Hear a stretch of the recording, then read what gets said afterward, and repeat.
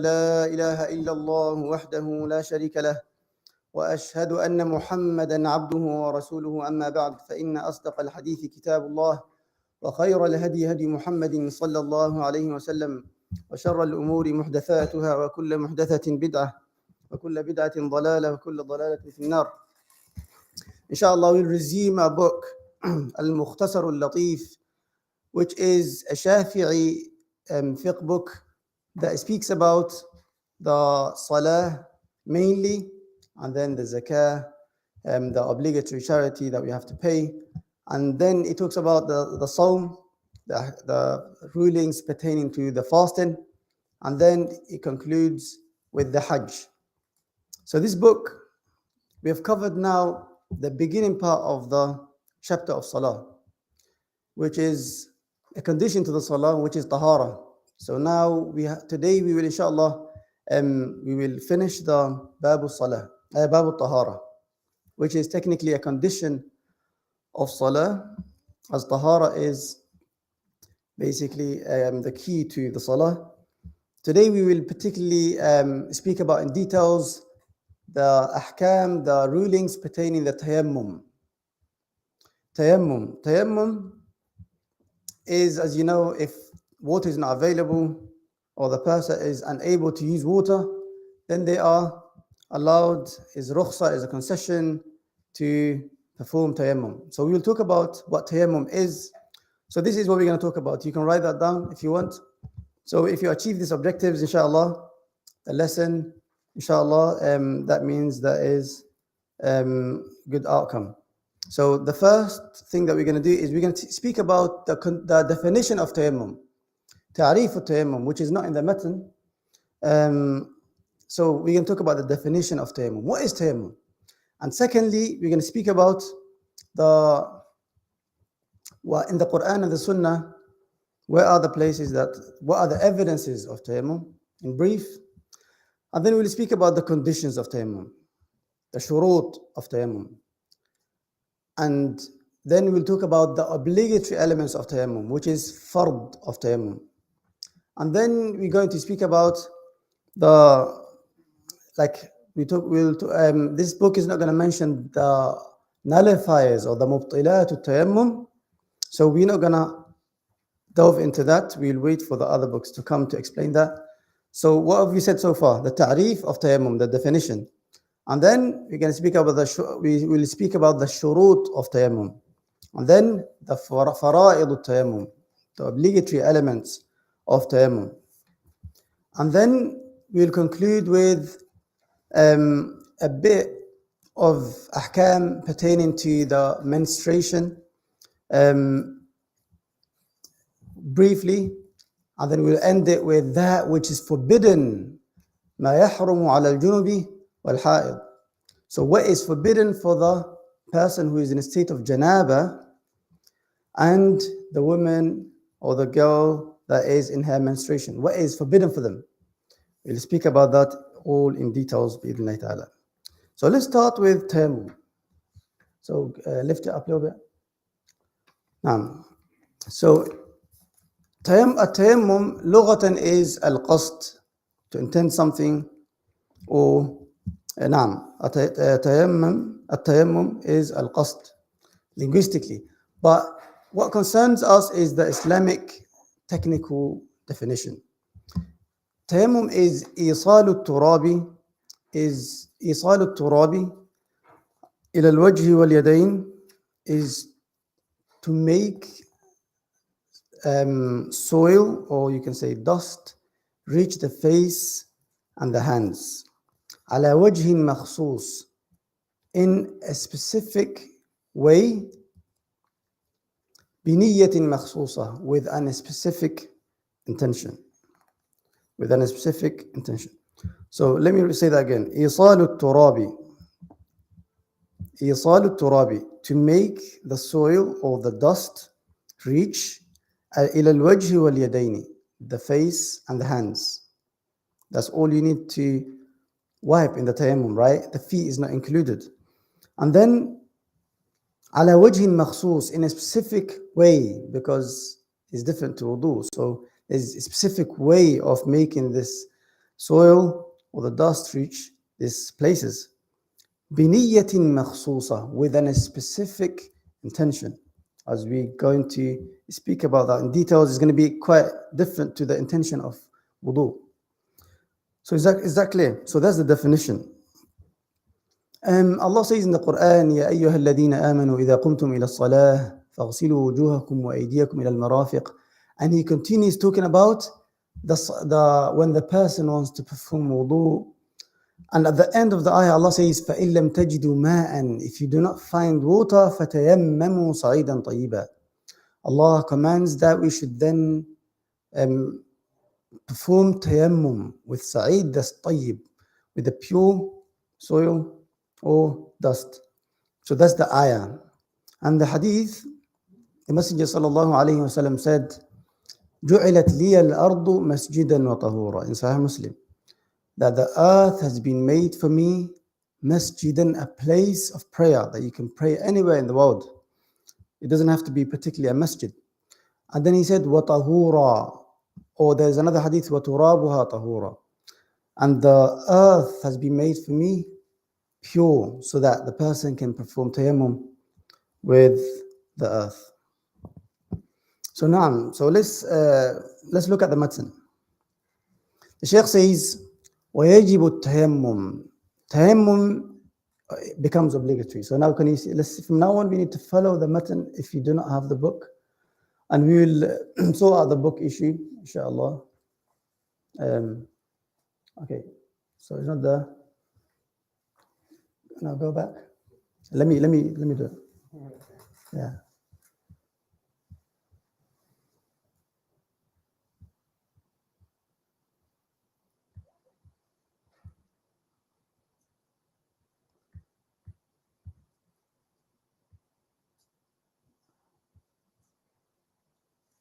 Yeah, let's go down. Yeah, here. ويجب التيمم عن الحدث الأصغر. ويجب التيمم. Tayammum is obligatory عن الحدث الأصغر, from the ritual minor impurity. From the ritual minor impurity. We said حدث أصغر for those who weren't here, or as a revision. There's حدث أصغر and حدث أكبر. So حدث أصغر is ما يوجب الوضوء, that which obliges wudu. So when you do not have wudu, you are in a state of minor impurity. Remember, it's not physical impurity. That's why we call it ritual impurity. So hadath asghar is that state that you're in when you do not have wudu. So hadath akbar is ma yujibul ghusl. Hadath akbar is if someone is obliged to perform ghusl, that state that he is in is ritual major impurity. We call it al-hadath al-akbar.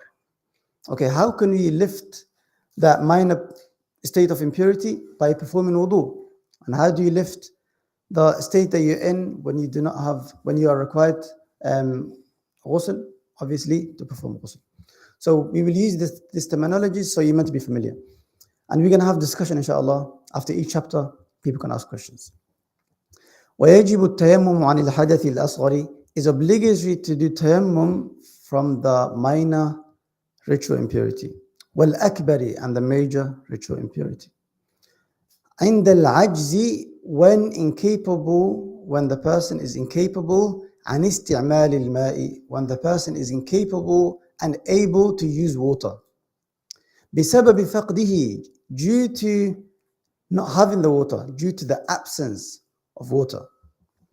أو due to the absence of water. في حضر, in residence. أو سفر, or in travel.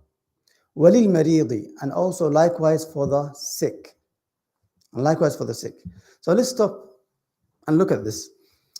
So that means the Shaykh is saying that tayammum is obligatory if the person does not find water. You can't say, for example, I'm not gonna pray salah because I do not have water. In that case, you must perform tayammum and then perform salah. So that is a concession, is a rukhsah that Allah has given, has granted. It shows the ease of the religion.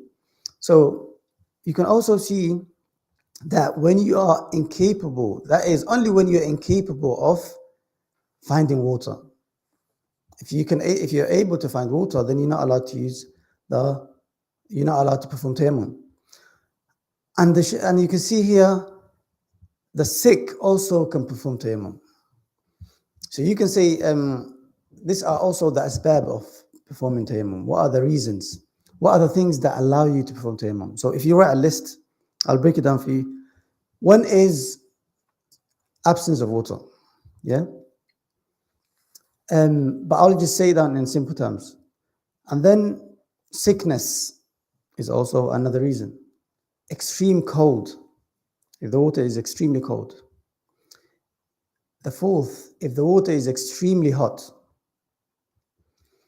And then if there is fear of using that water, for example, from an enemy or from harmful wild animals, for example.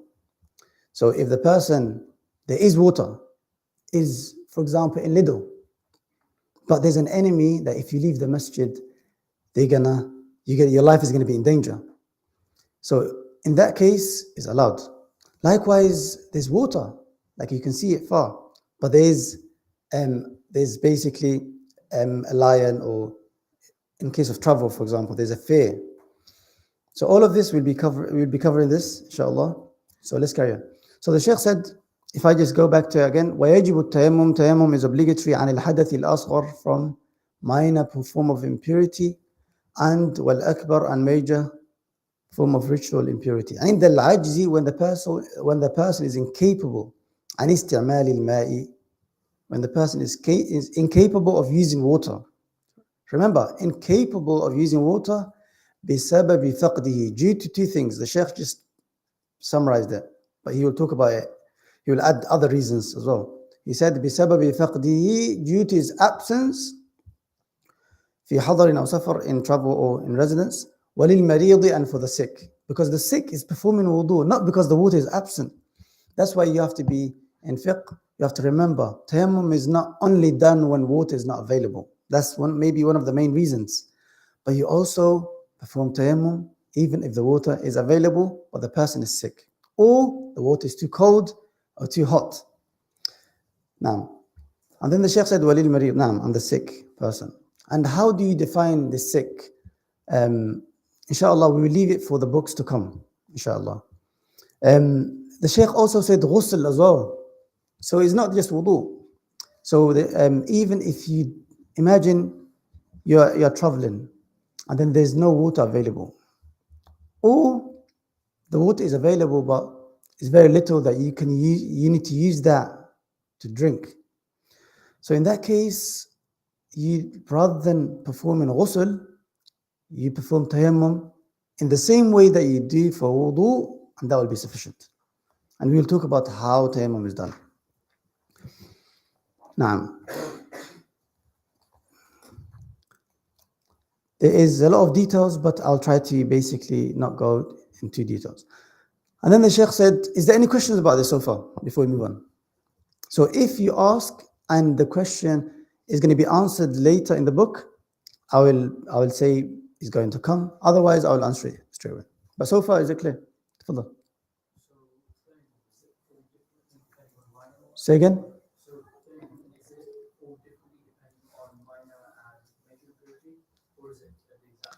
Yeah, good question. Is tayammum, is it done the same way if the person wants to perform wudu or if the person wants to perform ghusl? Yes, it's done the same way. It's going to have the same conditions. It's going to have the same obligatory elements. Fara'id. Yes, young man. Tafadhal. Oh, I know you. Ilyas, صح? No, not Ilyas. Oh, you can't get the kid's name wrong. Remind me your name first before you say something. Abdul Rahman, yes. If you're gonna do tayammum, how are you gonna do your mouth? Like, are you gonna put sand in your mouth and then rinse it in your mouth and then spit it out? That's the question, right? We're gonna talk about how tayammum is performed, like the actual tayammum, in a bit. So we'll delay that to when we talk about kayfiyatu at-tayammum or wasf at-tayammum. So now, very good question though. Very good question. So now the Sheikh is going to speak about something that is related to tayammum. Imagine you have, let me make it interactive. Imagine you have on your hand or your leg, the places that you perform wudu with, the limbs, you have a bandage or plaster. Anyone can share, like for example, how you perform wudu in that state? What do you do? Imagine you have on your right hand or your left hand, let's say the left hand, you got plaster. So how are you going to perform wudu?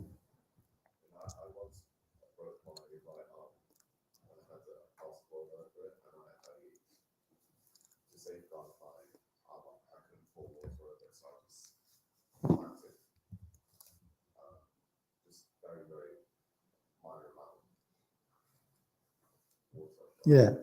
And then the rest you washed.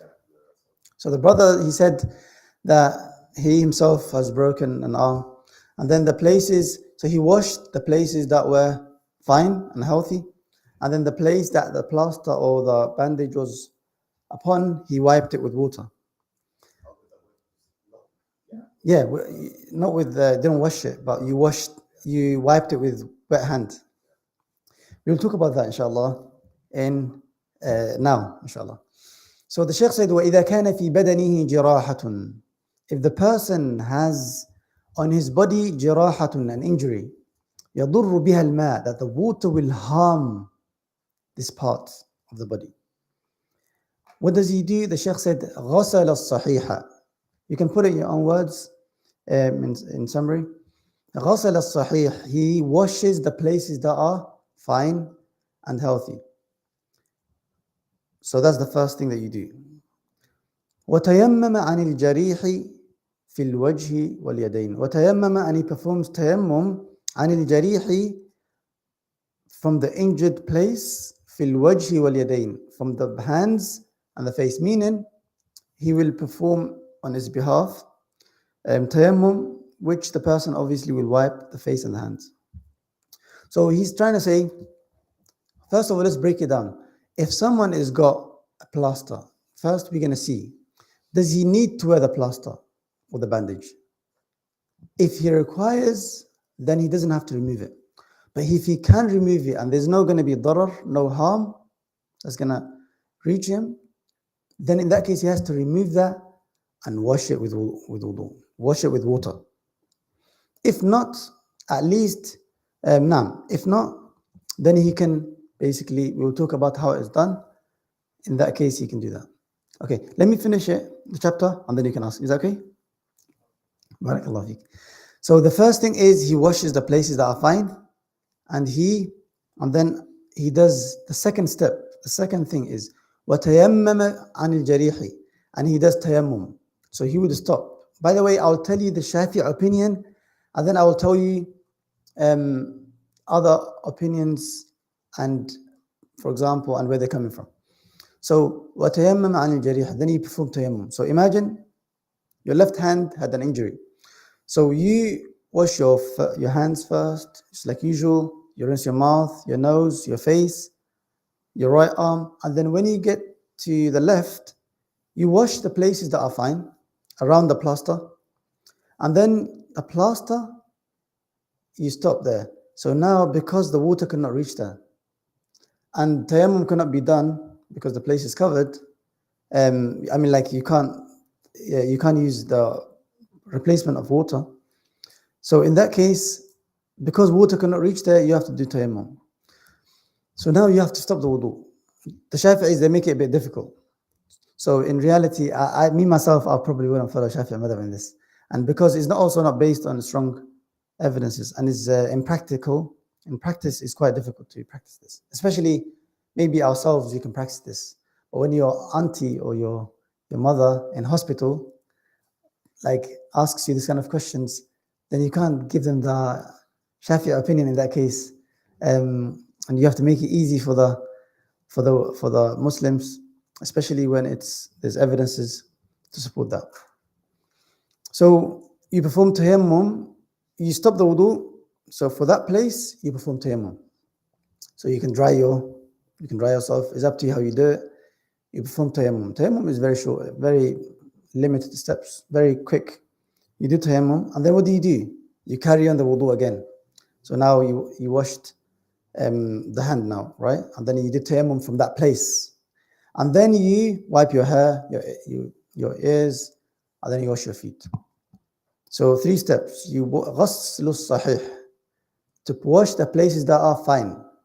Secondly, to do tayammum from that place. What's the 3rd step? Yeah, actually, wudu, you already do it anyway, but that's the 2 things. Yeah, tayammum and to wash the place, and the wiping. I forgot the wiping. You also have to wipe with wet hand. That's the 2nd step, actually. You wipe with wet hand the place that has the plaster or the bandage fully. So that means you make sure that your hand is wet and you wipe the whole place with water. And that is the step that the Shaykh is gonna summarize. So the Shaykh said after that, وَيَكُونُ التَّيَمُّمُ وَقْتَ غَسْلِ الْعَلِيلِ, and the tayammum has to be performed at the time that you reach like the place that's injured. That's when you perform that. That's when you do tayammum. So when you reach the time where you meant to wash the injured place. Now, and then the Shaykh said, let me finish the sentence, then you can ask questions regarding this. وَيَجِبُ مَسْحُ الْجَبِيرَةِ, is obligatory to wipe the jabira, the bandage or the plaster or whatever you're covering with the injured place, whether it's wood or anything like that. You have to do that wiping. It's obligatory. We already covered that in the steps. وَيَجِبُ مَسْحُ الْجَبِيرَةِ بِالْمَاءِ, is obligatory to wipe the jabira, the bandage, with water. إِذَا لَمْ يُمْكِنْ إِخْرَاجُهَا, if it is not possible to remove it. We said that already. So is that clear so far? Naam. But the Shafi'i madhab says this. But just one more mas'ala, and then we will go to questions. So the Shafi'is, they add tayammum, so that means they make it 3 steps. Washing the place that's sahih, that is healthy, and then wiping the place that has the bandage, 2nd step, and to also do tayammum from that place. So the other madhabs, or some madhabs, they take out the other step. Tayammum, you don't need it, they say. Just like the brother said before, you just basically perform wudu. When you reach that place, you wipe it fully though, with water, and then you carry on as usual, wash all the other places, and complete the wudu. So the Shafi'is, they said tayammum is also required, but it's Shafi'i opinion, but it's not really something that you have to follow, but you can do it without tayammum.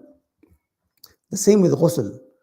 If ghusl is done, so what's going to be done? The body is washed, the place that are healthy, and then the place that has injury, then water is wiped over that, and then wash the rest.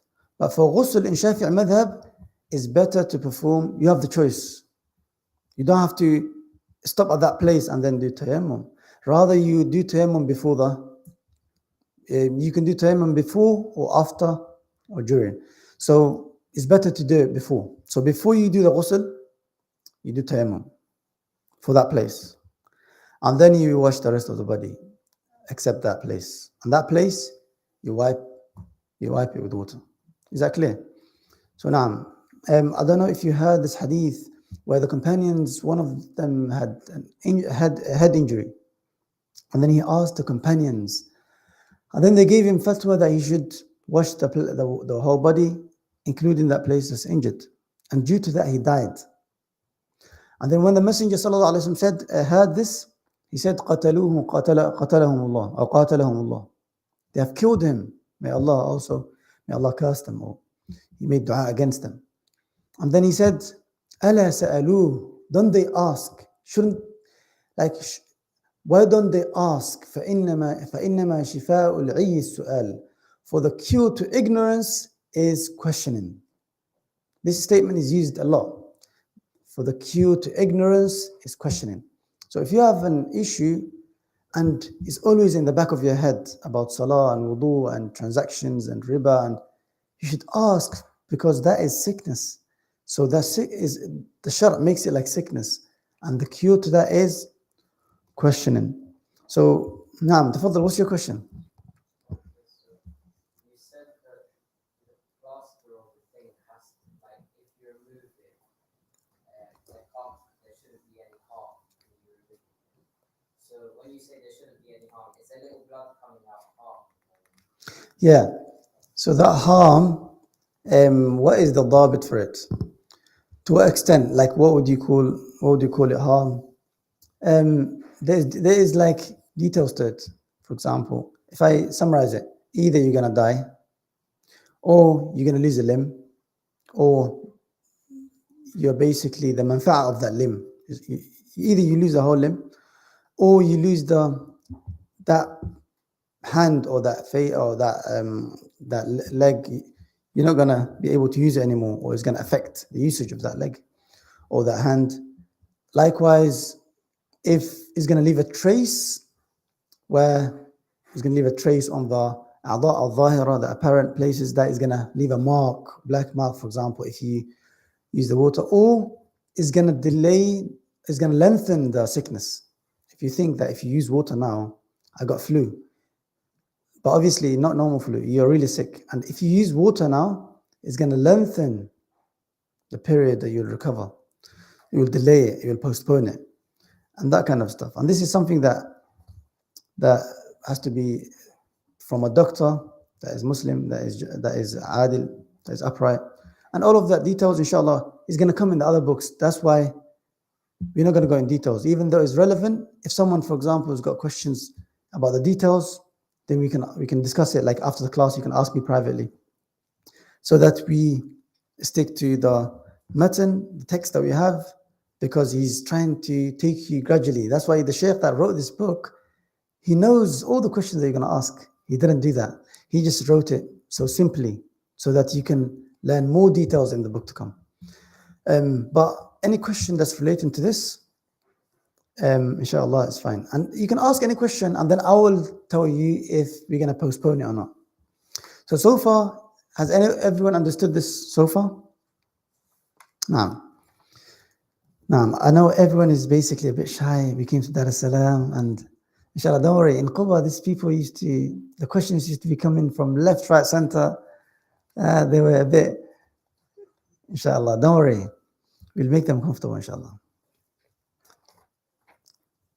So now let's talk about the obligatory elements of wudu. So before I explain it myself, I'll get involved. Each person tell me one thing. What are the obligatory places that I have to wipe the soil with? Or like, what are the obligatory things in tayammum? Face and the arms. Okay, anyone else? What else? Hands. So face, hands, so far. The head, the face, yeah? The face. Or do you think anything else? The feet? Yeah. Take your socks off, wipe it as well. No? Feet. The knee? Or the feet? Feet. Okay, you think feet. Okay, I got him really bad, didn't I? Okay, I got him. Okay, what else? Huh? Say again?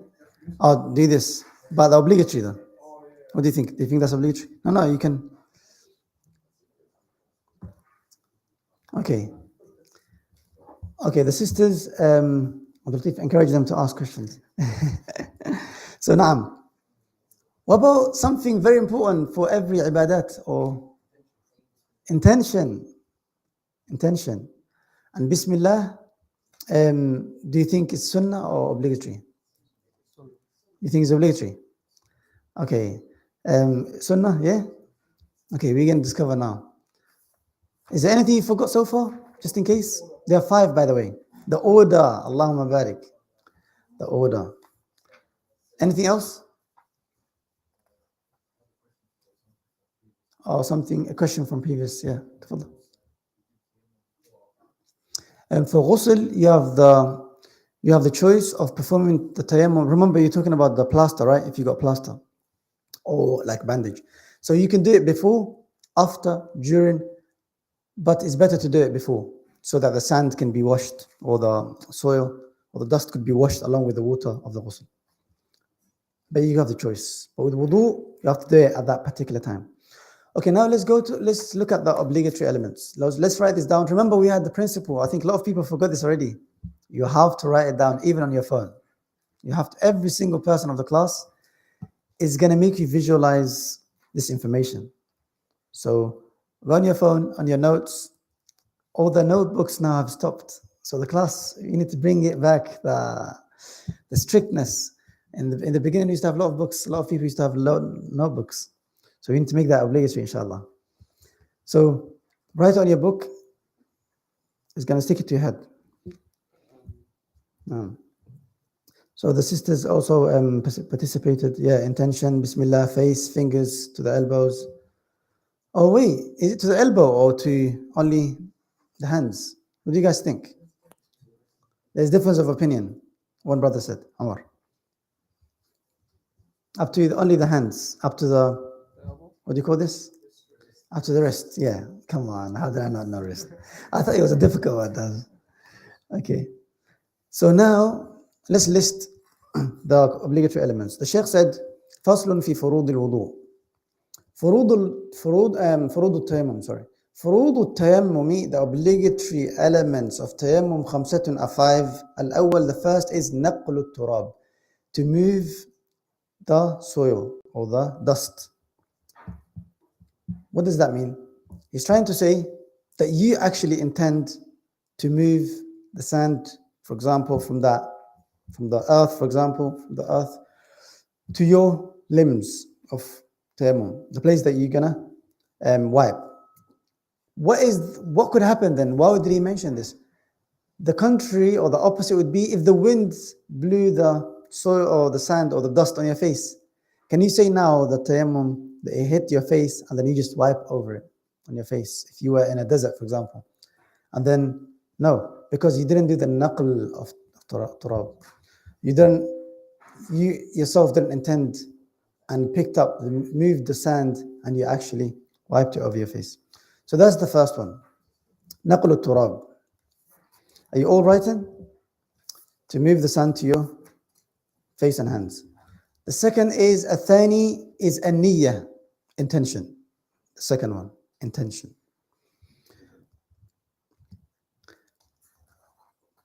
And then the Shaykh explains the intention. He said, وَهِيَ نِيَّةُ اسْتِبَاحَةِ الصَّلَاةِ. وَهِيَ, and the intention is نِيَّةُ اسْتِبَاحَةِ.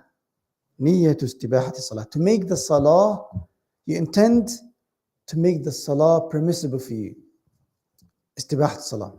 Okay, there's something that I have to explain. It's technical. Do you know when you perform wudu? When you perform wudu, you intend either the wudu or you intend raf'ul hadath, to remove that ritual impurity that you're in, to lift it, to remove that from yourself. But when you're performing tayammum, you're not removing hadath. You're not removing the minor impurity. This is only a darura, it's only necessity. And then if you perform wudu, tayammum, if you perform tayammum and water comes around, like before you pray your salah, that means it's finished. You have to perform wudu. So that means it's not really lifting the hadath, because if you remove the hadath, if water came, you didn't need to perform wudu, right? Because of that, so it's just basically necessity. So you're just making the salah permissible for you. It's just a rukhsah, it's just a darura, necessity. You're just making the salah permissible for you. But before the salah, if water comes, or there's speculation that water is available, then that's it. You have to use the water or it. So now, but don't worry about this too much. Inshallah, you will understand more of these concepts later on. And then just say intention. That's it. You have to have the intention for the tayammum. And then the Shaykh said, فَإِنْ كَانَتِ الصَّلَاةُ فَرْضًا, if the salah is obligatory. نوى استباحة فرض الصلاة. The person intends istibaha to make the salah, to make the obligatory salah permissible for him. So you're not intending to lift the minor ritual impurity. That's one thing that's obligatory. You have to remember that you have to intend that way. But don't worry about that. Is not really something that you need to delve in now. ويجب قرنها بوضع اليدين على التراب. And he said something else about tayammum, the intention of tayammum. That when you have to make it in parallel with when you are getting the sand, the soil, or the dust. You have to have the intention at that time. So imagine you get it from the earth, you strike it. And then the intention should be present. And then واستدامتها, and to keep having it until you wipe the face. So that means you have to have the intention at the time of basically when you strike the sand, when you touch the sand, until واستدامتها, not just to have it at that time, but to keep having it until you wipe the face. But there's another opinion that's easier within the Shafi'i madhab, especially when there's two opinions within the Shafi'i madhab, you can follow one of them, especially when they're both strong. Which is, as long as you have the intention, when you wipe the face, it's fine. So you don't have to, when you touch the sand or the soil, if the intention goes after that, it doesn't matter. And then you also have to have it when you wipe the face. As long as the intention is present at these times, it's fine. The continuity or the intention is staying is not obligatory. So this kind of stuff, it kind of makes you, especially if you don't want to think too much, if you don't want to be mathematical, like, problem solving, you don't want to solve it at this time in the night. That's why sometimes I can see your faces, your mind goes absent. I can see the brother already, he's thinking about tomorrow starting the job at 9 o'clock, and if he ironed his trousers or not, or his shirt. Sah? Deeq? Okay, we put him on the spot. Okay, let's leave him, inshallah. Don't worry, Deeq is not the people that are shy. Okay, khalas. So that is two that we've done so far. What's the first one? Move the soil. To move the soil. The second, intention. And then the third is mashul wajhi, to wipe the face, the whole face.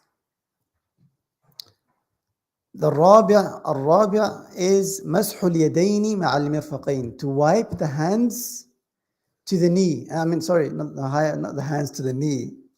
To wipe the hands to the elbows. The hands to the elbows. So that means in Shafi'i madhab is not just to the wrist, but just like wudu, all the way to the elbows. You have to wipe it. I'll tell you how it's done, the wiping. That's the fourth.